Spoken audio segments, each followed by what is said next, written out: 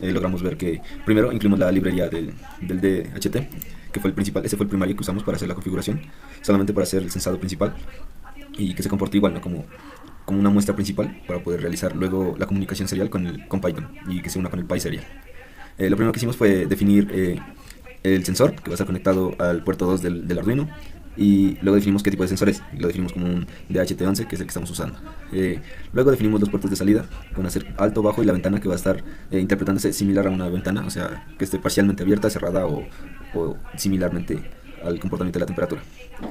Aquí lo que estamos creando es un objeto para que se comporte dentro del código con una variable. Luego lo que hicimos fue iniciar el sensor, lo llamamos para que esté dentro del código, definimos los pines como salidas para que nos funcionen como si fueran actuadores y empezamos con los LED todos apagados antes de comenzar la función de trabajo, ¿no? Luego lo que hicimos fue que lea la temperatura del sensor. Aquí la tenemos, está haciendo la lectura de la temperatura con el DHT.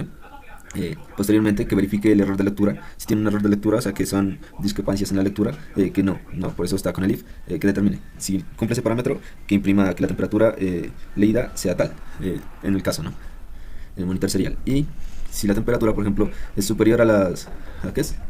Es superior a 30 grados, en este caso lo que va a hacer es activar el LED rojo y el LED verde, que sería la temperatura alta, entre comillas. Lo que haría es que baje el LED, que apague el LED, que se encargaría de que cierre la ventana. Y porque en este caso la ventana, que abra la ventana, que en este caso sería el LED azul. Eh, Luego si la temperatura está en una temperatura promedio, se comportaría como de la misma manera, apagando el LED rojo, que sería cuando la temperatura es excesivamente baja, y de tal manera que permanece toda la ventana parcialmente abierta. Y cuando la temperatura es muy baja, está más fuera del rango, la temperatura significa que está muy baja. Por ende, apaga todo y la ventana va a estar abierta. Todo esto tiene que realizarlo dentro de un tiempo de un delay de 1000. Bueno, cuando vamos al código que utilizamos, este es el código que utilizamos en Colab. Es el mismo que vamos a mostrar. Aquí tenemos instalada la librería que nos permite hacer control difuso y también la de PySerial. Pero la usamos, dado que no se pudo utilizar en Google Colab, la usamos directamente con Visual Studio Code. Aquí tenemos el uso que utilizamos con el Arduino, donde estamos mencionando el DHT11. También Iniciamos el código y el tipo de sensor de PH11. Con eso iniciamos la comunicación serial. Con el Benji lo configuramos a 9600 audio y empezamos a hacer que lea la temperatura y luego haga un análisis. Y que el mismo haga la verificación de las lecturas y que en los datos los imprima en el puerto serial. Y con esto nos haga un envío directamente al puerto serial. Y luego realizamos un boceto principal con un control difuso en donde logramos observar los siguientes resultados. Que logramos ver que todas las gráficas estaban funcionalmente entregables.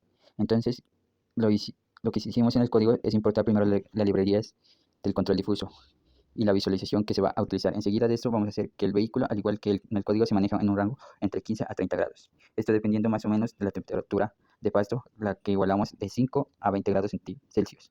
¿Qué pasa con esto? En el otro, cuando la temperatura interior está entre 15 a 30 grados, lo que va a pasar es una condición. Luego en la exterior, que es la de pasto, tenemos la condición de la ventana, que es la que nos va a mandar directo al funcionamiento. Y esto va a ir directo al Arduino. Luego la calificación la encontramos como la del practicante. Se la nombra calefacción, pero es la actuación de la ventana en conjunto a la ventana. Luego aquí logramos observar el funcionamiento de nuestro código.